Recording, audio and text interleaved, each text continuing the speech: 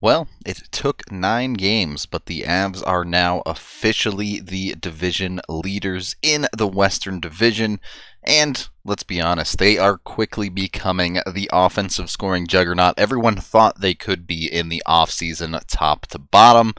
If I learned anything this week, it's that stocks only go up, so diamond hands this baby and never sell because the Avs are going to the moon.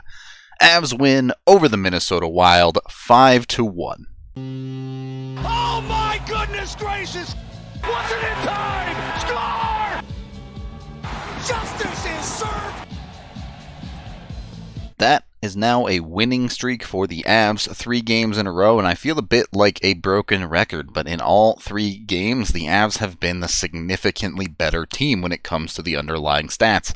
Tonight, outshooting Minnesota 33-20, again, not particularly close. And this, with the Avs now starting to have significant pieces out of the lineup, both Calvert and Bellemare gone in their offensive depth, and Devon Toews now out for at least the road games of this series. And somehow, the Avs' fourth line was the best it's been all season tonight. A fourth line of Logan O'Connor, Kiefer Sherwood, and Tyson Jost.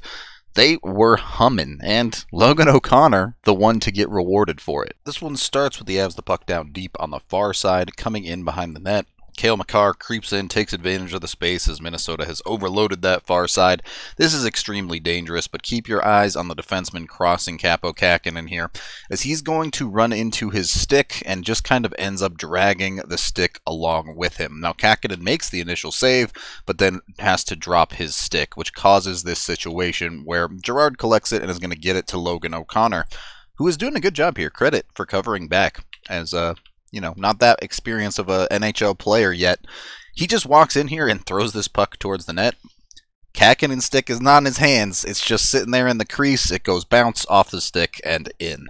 When the Avs get a first goal from their depth forwards, it just makes the rest of the game so much easier. It's easy to feel confident in the rest of the forwards getting a couple more throughout the rest of the game. And that would come to fruition, but it would take a little while. First, Minnesota would strike back, and it's a tough one. You never want to see your lead disappear in less than a few minutes, but nonetheless, it did happen to the Avs, and they survived it. And getting ahead of myself here, but to be honest, when the Avs are scoring the way they have been on this winning streak, if you're going to give up 1 goal a night, that's perfectly fine. This doesn't actually look like that dangerous of a shot. Dumba's going to come down the far wall after he gets the puck and just kind of walk in and shoot. I guess it's from the dot, so he got off the wall a little bit, but still probably a save you would expect Grubauer to make this time, but there's a reason shutouts are hard. Players are good at shooting pucks. This one ends up going off of Grubauer's masks and up into the top of the net. Here's a great angle of it. You can just kind of see the funky physics of this puck doinking off of Grubauer's mask and up over him. So, the first 10 minutes of the first period kind of end up being a wash with both teams picking up a goal. The Avs getting scored on once is not the bad part of this game. That comes at roughly that halfway mark of the first, when the Avs lose another defenseman in Erik Johnson. Here is the hit that injured EJ. It is a good, clean hit. EJ's releasing the puck as Greenway is committing to the hit. So on that front, nothing to say here. It's just a bit of an unlucky situation. You can see as Johnson gets toppled, he's coming down on his upper body, and his head just kind of seems to land awkwardly and crash into the ice.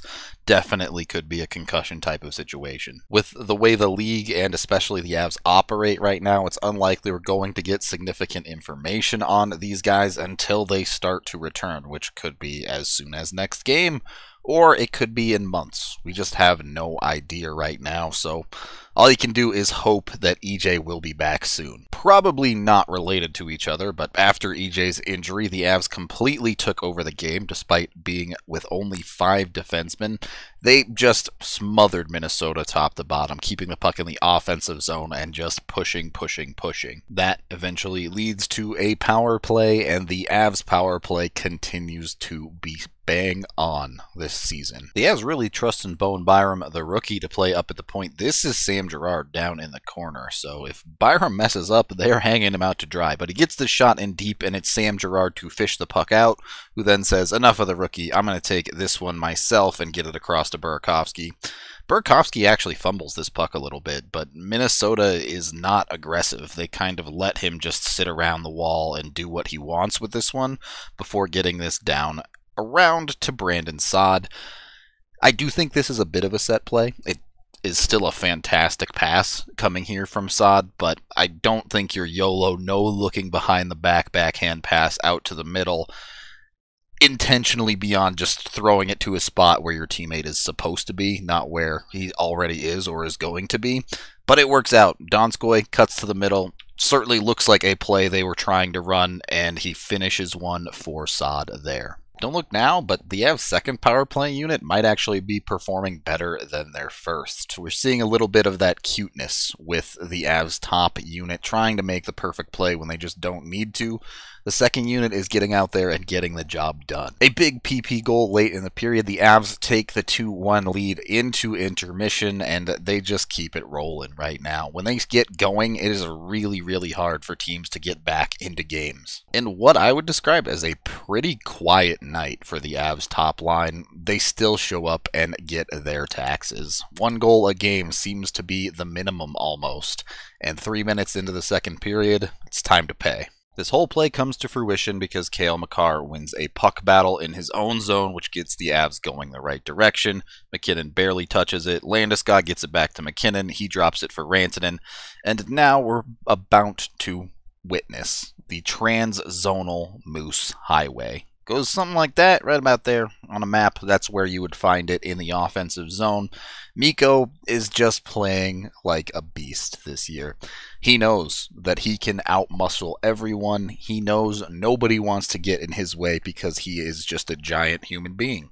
So he walks right across the middle of the ice, avoids one stick check, gets it through another stick check, blasts through any opposition he faces, gets to the near side circle this time, a little bit different from his favorite far side circle.